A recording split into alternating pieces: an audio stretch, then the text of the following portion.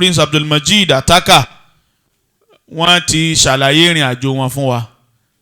Bàbá wa ní a máa tún pẹ́ǹdì rẹ̀ títí dìgbà tí a fẹ́ ṣe properly ó lè ṣeé ṣe kí wọ́n má ṣe ń mẹ́ngbà náà.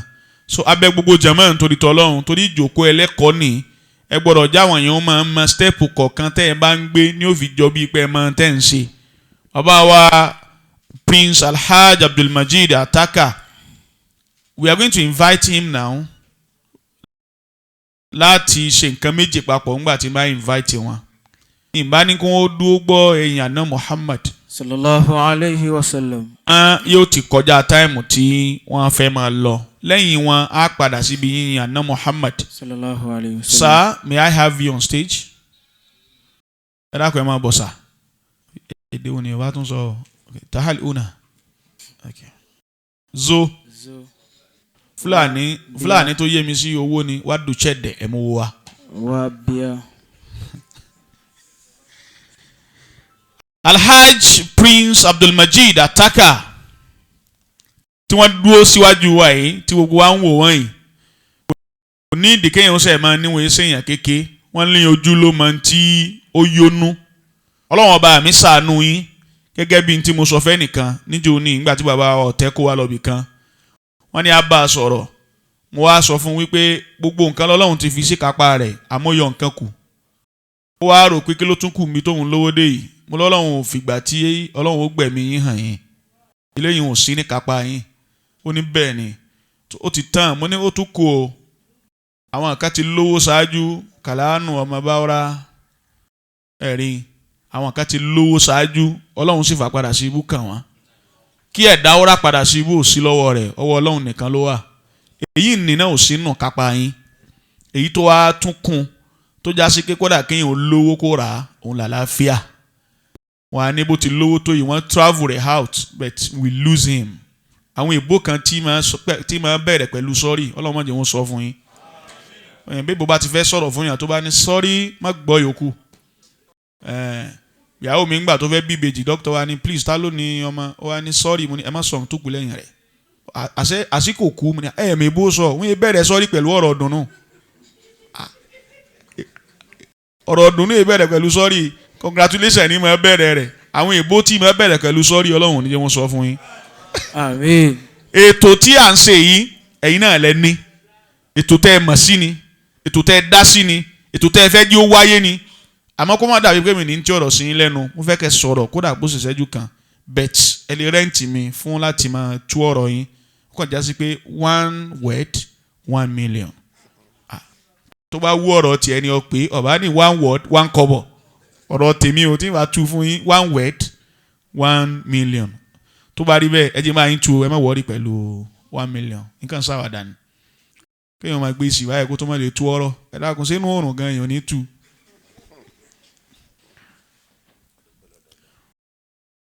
Wọ́n ní adúpẹ́ lọ́dọ̀ Ọlọ́run. Alhamdulillah. Tọ́ bàbá làwọn fẹ́ gbọ́rọ̀ yín. Assalamu alaikum wa rahmatullahi wa barakatuh. Wa alaikum assalam wa rahmatullahi wa barakatuh. Mo kí kábíyèsí wa ẹ̀mí àwa tìlú Ìlọrin.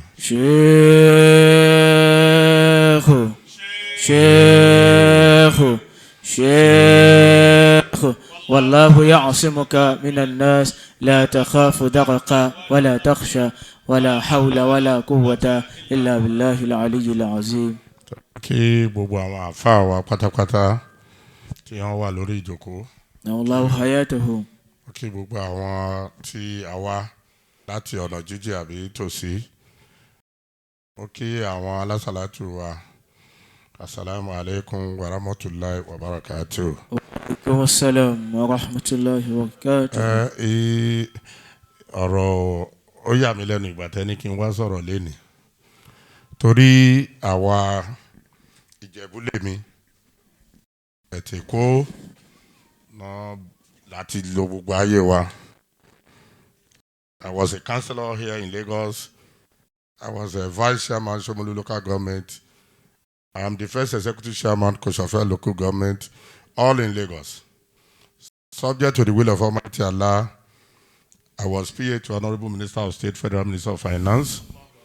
I was commissioner in Ogun State for 8 years. I was commissioner for local government and chieftaincy. I was commissioner for works. Presently, I'm in the National Assembly. I'm the deputy minority whip. PDP lèmi. Torí ẹ̀ mo ṣe lè jẹ́ deputy minority whip. Tí a bá ti ń sọ̀rọ̀ àwa Èkó mọ́ Ìjẹ̀bú, tá a bá ti ń gbọ́ ọ̀rọ̀ kéwú àbí Islam, a gbà pé Ìlọrin ló wà. Mi ò wá lè kàyé ìgbà tí mo kúrò láàrin àwẹ̀ wá sí Ìlọrin láti wá gbọ́ wáàsí. Pápá ti bàbá wa Imam Yahya Salati. Radiyallahu ta'ala anhu. Ọmọlé phase 2 lèmi ń gbé. Mo ti ń bá wọn lò ó sìn kí wọ́n tó ṣaláìsí kì í sọ̀rọ̀ 30 years. So àwọn ọmọ kó ẹsẹ̀ dé lọ́rin. Ó wá jẹ́ ìyàlẹ́nu fún mi pé Èkó lágbélé wa. I was so shocked, I was surprised because not only pé a fẹ́ lọ gbọ́ wáàsí ńlọrin, Ìlọrin has almost become a kind of religious tourist. A fẹ́ lọ wo kí ló ń ṣẹlẹ̀ tí wọ́n bá láwẹ̀ àbí táwẹ̀ bá ń lọ kí ní báwo ni Ìlọrin ṣe máa ń rí. Báwa ṣe ń fẹ́ kí àwọn èèyàn wá wo ojúde ọba àbí tá a bá fẹ́ ṣe ẹ̀yọ̀. I expect káwọn Ìlọrin náà wá. Tó bá ti ń tọrọ ẹ̀sìn, gbogbo àwa tá a wà tòsí bí àgbà fún Ìlọrin pátápátá ni. Allahu akbar. So mo wá bí bàbá ọ̀tẹ̀ pé Akíndé tó jẹ́ kò ní ìsáwà. Bọ́n ṣe gbọ́ pé mo wà lẹ́kọ̀ọ́ sí àwọn bọ́ọ̀sì ti japa sílé. Àwa dẹ̀ fẹ́ láàrin àwẹ̀ a fẹ́ nǹkan tó wọn tá a bá lè lọ Saudi, tá a bá lè lọ múra, nítorí máa lè gbé wa lọ Ìlọrin làwọn ń wá. Èmi láti sòótọ́ ń bí yìí ni. Kíndé tó tún jẹ́ kó tiwa tá ti lò yọ́ tá ti lò gbó láàrin àwẹ̀. Làbá tún dúró síbi kí la fẹ́ rí bí kí ló ní ìsúra bí wá àṣìwò la fẹ́ gbọ́ ní kò ju tùǹgbà tùǹkìní kan. So somebody like me wàá fẹ́ kí n káwọn ọ̀rẹ́ mi pé wà lọ gbọ́ wá àṣì ńlọrin wà lọ gbọ́ tí ń jẹ́ Islam ńlọrin. So àbàbà ọ̀tá lè ròyìn ibi tí bá wá sí Ìlọrin tí bá ṣe. So ó ti tọdún ìtì lọ. Mi ò dáwọ́ lẹ́bi o torí ní tí bàbá ọ̀tẹ̀ fi mú mi mọ́lẹ̀ ojú pé tábà ní káwọn èèyàn máa bọ̀ ńlọrin àmì mélòó la máa kó sọ́nà pẹ̀lú kidnapping pẹ̀lú gbogbo tó ń lọ yìí. Àwọn èèyàn á prefer kan rárá dúró sí tòsí ń bí because n bá ń lọ Ìlọrin lóòótọ́ àwọn security tó wà pẹ̀lú mi ò ní tó.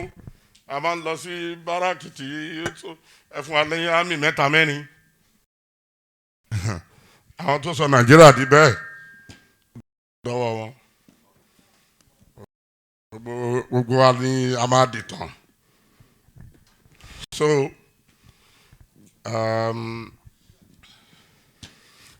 as an individual, I have identified with the family of Salati. Nítorí pé báyìí Ọlọ́run bá délẹ̀ fún bàbá máa tàlájì nítorí anything ànitán bá ti sọ àníkọ́tọ̀ because mo believe pé wọn ò bá mi ṣe báyìí rí. Ìgbà tí bàbá wa kú wọ́n wá fi bàbá ọ̀tẹ̀lẹ̀ fún wa kò dẹ̀ bí bàbá ṣe ń ṣe kankan náà ni gbogbo kò yẹ inú mi dẹ̀ dùn sí pé tọ̀ lóòótọ́ ẹni bímọ kò kú especially ẹni tó bá bímọ àgbẹ̀yìntẹ́yìn ṣe. So Ọlọ́run á fún yín ní oore ọ̀fẹ́ àti continue. Àmín. Torí gbogbo ọmọ tí mo bí Ìlọrin náà ti wá sọ wọn lórúkọ o. Èyí tí mo bí sílé ìbò a máa ń ṣe kó mọ bí àbí kì í ṣe bẹ́ẹ̀. A ní mo ti bímọ kan síbi báyìí o a máa ṣe kó mọ ni. Mi ò bímọ kan obìnrin tí mo yọ ọmọbìnrin ọmọkùnrin bá ló ṣe wọn lórúkọ.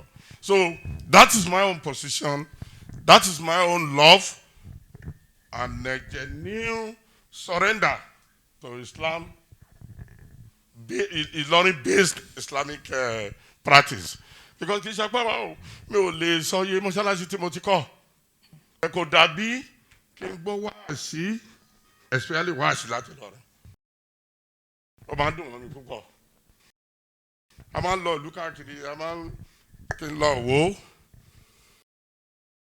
àmọye ká lọ sá máa ń lọ gbọ́ wáàsí káàkiri ẹ ti Ìlọrin máa ń wọ̀ mí létí ju wáàsí mi torí àwa máa ń rìn ilẹ̀ tá a bá wá rìn lóríṣiríṣi rìn gbogbo tá a wá ṣe yìí ẹja lọ gbọ́ wáàsí kí ni wáàsí sọ kí ni Islam sọ kí lẹ̀sìn sọ kí lànà bí sọ ṣé tá à ń ṣe yìí ṣó bá lọ́nà Ọlọ́run lọ ṣé dáadáa là ń ṣe ni àbá à ń ṣera wa ni ṣé à ń tẹ́fẹ̀ẹ́ ara wa ni àbá à ń tẹ́fẹ̀ẹ́ tọ́lọ́hun.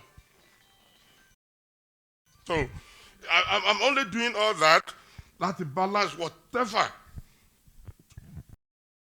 wàá korúkọ mi kò sẹ́ni tó mọ̀ mí nílùú yìí at the national at the state attacker mi ò mu ọtí rí mi ò dẹ̀ mu sìgárì but I don't take mi ò tiẹ̀ gbanu pé ẹnìkan wọn ò lè kó àbí à lè kó ó ti o ẹ bá ní ìdí kan ní presidency lẹ́nu ẹ rán mi bóyá màá lọ APC ni wọn PDP lèmi in the whole Ogun state I'm the only PDP o lẹ́ẹ̀kejì the governor máa ní attacker wá sọ́dọ̀ ẹ o fi àwa lẹ̀ we are 9 House of Rep members in Ogun state first term I'm the only one second term I'm the only one with highest vote so kí ló fà ojú àti gbà fọlọ́run pátápátá gbogbo tá à ń ṣe ṣé bọ́lọ́run ṣe fẹ́ rèé ṣé bọ́lọ́run ṣe fẹ́ rèé ṣé ìlànà rèé ó parí so I don't look back when I face any issue provided it's within the ambit of law and as laid down by our Prophet Muhammad sallallahu alayhi wa sallam. To that extent, mo kí Ṣéwù tí ó jẹ́ èmi máa ń pe àwa tá a ní ìmọ̀ ti kéwú tá a ní ìmọ̀ ti kéwú ní ọ̀dọ̀ wa ń jẹ̀bú wọ́n á ní ọ̀gbẹ́ni ṣáà rẹ o n ò gbé rọ́pọ̀lọ rẹ róòmù rí ń gbé rọ́pọ̀lọ tèmi wéèmù o kéwú ló gbé sọ́pọ̀lọ tiẹ̀ o mọ ohun tèmi gbé sí tèmi o bọ́rọ̀ ọ̀fẹ́ bẹ́pẹ̀ ló wà lọ́pọ̀lọ tó ń so táwa bá ti rí àwọn àfáà báyìí torí èèyàn ò lè bínú dà àfáà èèyàn lè lọ sí sàbí lóṣù yìí lẹ́ẹ̀mejì bẹ́ẹ̀ tí ò lè dà àfáà ò lè bínú dà àfáà àfi kí o ní ìmọ̀ ẹ̀ débẹ̀ ò lè bínú di pọ́fẹ́sọ̀ àfi kó jẹ́ àpèjà àfáà mo kí ẹ púpọ̀ pé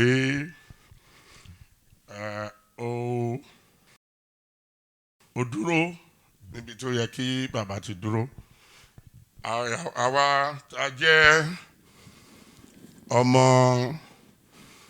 àfáà wa àgbà tó lọ inú wa dùn pé àìtún rí èèyàn lọ ń bá Alhamdulillah. because tó bá ṣerú yín àwa lẹ́kọ̀ọ́ máa ní imam wa torí imam Salati Ojodu mosque láti pàdé 90 I can't remember so mo ní fídíò kámẹ́rà kan gbà yẹn máa ń gbé fún ọkàn fi record so tí bàbá bá máa dé Agége láti máa rí wọn LTV8 pété ló ń gbé wọn sí LTV8 èmi tí mo dẹ̀ gbé ọmọ kan gbé lọ́dọ̀ mi LTV8 ló wà so mo fẹ́ máa gbọ́ wáàsí tá a gbọ́ ní jimá service yẹn torí ó máa ń dùn mọ́ mi gan so ibi tẹ́mi àti àfáwà tó àti mọ̀ra ń gbà yẹn láti gbà yẹn for over 30 years now gbogbo connection yẹn ọlọ́dẹ jẹ́ kí wọ́n bá extend there to that extent mo ní ọ̀pọ̀lọpọ̀ ọpẹ́ Àbújá mo ti wá láàárọ̀ yìí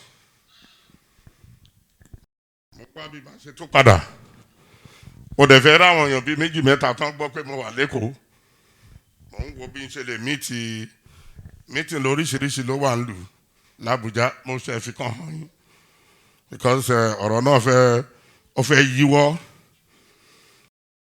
kidnapping dẹ̀ ti di trade ẹ bá rí yàn lẹ́gbẹ̀ẹ́ yín tẹ sọ fún ẹ lówó àníwájọ́ ìwà àwọn fẹ́ lọ kidnap yàn kan ó ti dé level yẹn wọ́n fẹ́ lè máa tẹ ID card nísìn complimentary card pé we are kidnappers contact us tíyàwó ẹ àbí ọkọ ẹ ò bá sọ̀rọ̀ dáadáa we are ready to help you owó ọbẹ̀ tí ò gún lẹ́yìn wọ́n ti fẹ́ ṣe ID card nísìn pé àbá ẹ gbà á. That is the level we are going.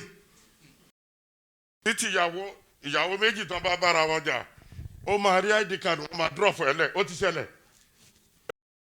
a gbọ́ pé ìyàwó ẹ̀ ò gbádùn orí ẹ̀ ó jọ pé orí ẹ̀ fẹ́ yí má wọrí pé nọ́mbà yìí bàbá ẹ̀ kì mọ́ that is the level we are going.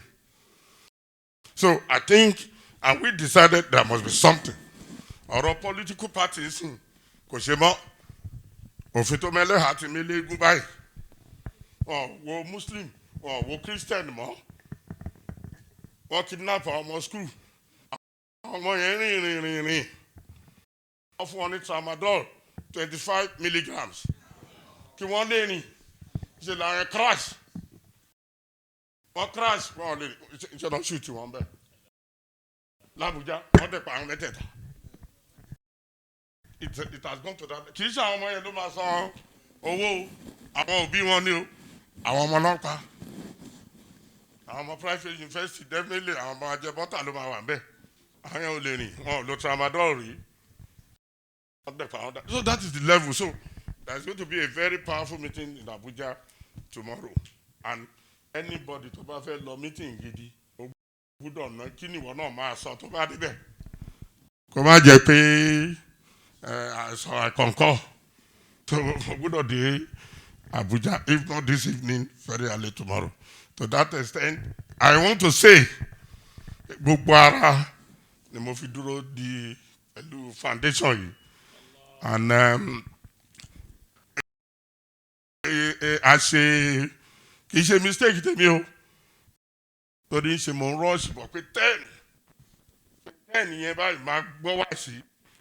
Ẹsẹ̀ àwọn àfáà lọ́rin máa pé máa gbọ́ wáàsí tí bá gbọ́ 2 hours wọ́n á gbà máa fọ́ l'Abuja ni pé ó yẹ kí wọ́n ṣe báyìí ó wọ́n kí.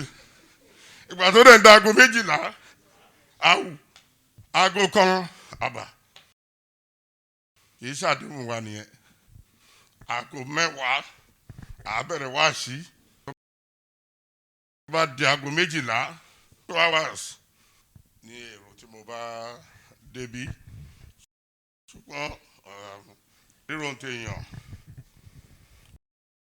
ṣíṣe ní ti Ọlọ́run. So wáàsí ni mo lérò àti wá gbọ́n bí.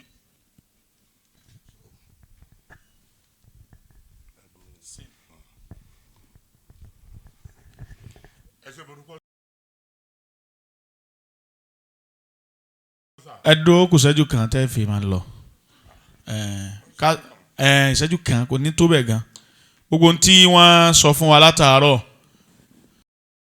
gbogbo alárí gbọ́yé ọ̀rọ̀ tó sì ní ìtumọ̀ ni wọ́n wá kọ kinní kan sí láwọ̀lì màfúsì mi ń bì èmi ni mo lè rí àfi tí n bá sọ ọ́ fẹ́yìn ni ẹ fi rí nǹkan náà wọ́n dìsáàfù ká ṣàdúrà fún wọn gbogbo olóyèrè tí ń bẹ ń bì kó bá ń tẹ́wọ́ yóò sì sọ lórí ibú kankan bí iná àtẹ̀yìnà òun láàjọ ké fún wọn iná àtẹ̀yìnà yẹn méjì tó jẹ́ first 2 verse ẹ̀yin la bọ̀n ìkẹta mẹ́ kó máa bá ọ̀tá yín ṣiṣẹ́ ó yá ẹjẹ́ àjọ ké náà bismillahir rahmanir rahim inna a'tainaka al-kawthar fasalli li rabbika wanhar inna sha'naka huwa al-abtar wọ́n fún wa ní mílíọ̀nù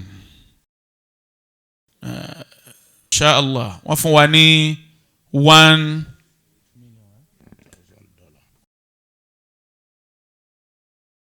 wọ́n fún wa ní $1,000. Allahu akbar. ọ̀tọ̀ ní tí mo rí tẹ́lẹ̀ ẹ bá ń gbọ́ lóhun tóbi mẹ́rin. Allahu ẹ bá kó akbar. ti dọ̀rọ̀ kí n ò sọ mẹ́nu tó ń gbà tó jẹ́ pé dọ́là ni ẹ bá ń tọ́lọ̀ ń tóbi mẹ́. Allahu akbar. Èmi yẹn sì ké náà tí iná lọ́fẹ̀ẹ́ 10% là máa ń gbà bet nígbà tó rí bó ti rí ẹrù 10% $1,000 ló ní jẹ́ $100 tọ́ àdúgbò fọlọ́hún afa adákùn àwa náà padà ní ìdí sọ́jà àti.